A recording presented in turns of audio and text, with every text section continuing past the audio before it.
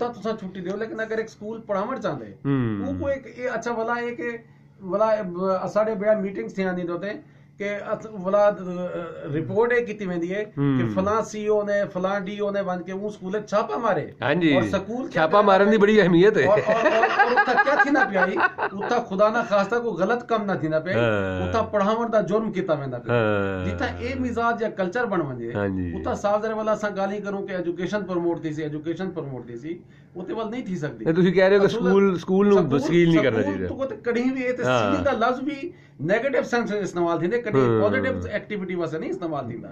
भई असा साकू ते ई वेले जरूरत है कि जितने स्कूल हैं ए भी ऊ तादाद को पूरा करने वास्ते नाकाफियन जेरे आउट ऑफ स्कूल वाली बाले हैं या जेरी साडी लिटरेसी दी शरह है, अगर ऊ शरह को अगर असा बेहतर करना चाहते हैं तो उनके वास्ते ते साकू हंगामी इकदाम करने पौसे। साकू ते तो बे नवे स्कूलों को प्रमोट करना पौसी, उन्हें को इंसेंटिव देना पौसी प्राइवेट सेक्टर को, जबकि इतना थी रहे पे कि प्राइवेट सेक्टर जरा है वो मतलब है को मुसलसल को प्रेशर च रखा वेंदा पे।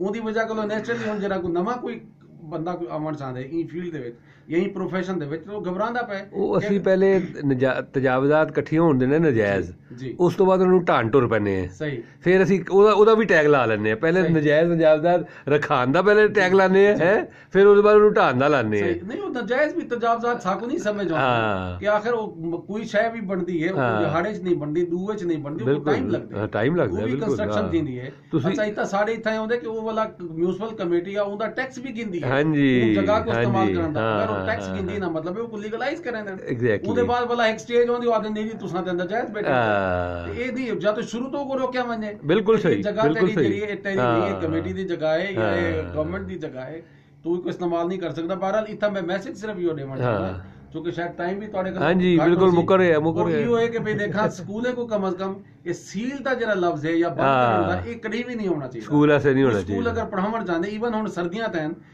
मतलब है कि इवें बैठे बैठे रात को ट्वीट कीते कि हफ्ता छुट्टियां बता देते हैं। हां जी हां जी हां जी बिल्कुल शायद मुमकिन है लाहौर सर्दी दी रेश होई दी हो साडे डेरा गाजी खान देखो जी सर्दी कहंदा हां इथे भी नहीं हैगी सी, छुट्टी करन दा वैसे बड़ा शौक है।